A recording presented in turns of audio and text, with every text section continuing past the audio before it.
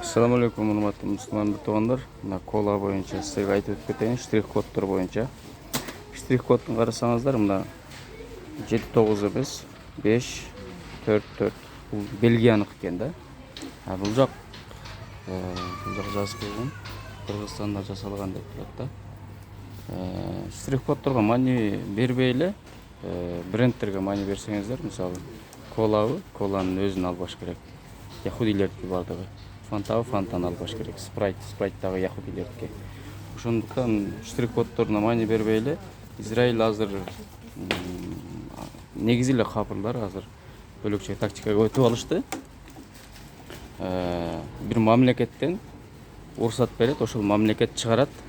Ошонун негизинде штрих-коддор өзгөрүп кетет да. Мисалы, Бельгия деп турат, мисалы, бул жерде Бельгиянын уруксаты менен Кыргызстанда жасалат экен да, значит.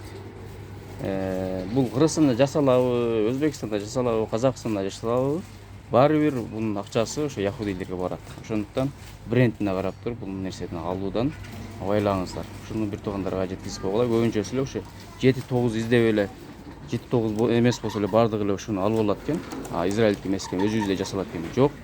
Ушул брендтин акчасы сөзсүз түрдө яхудилерге барып, еврейлерге барып түшөт. Ошондуктан абайлаңыздар. Брендтерди атайын чыгардык, штрих-коддорду чыгарган жокпуз. Ошон үчүн брендке карап туруп албагыла мындай нерселерди.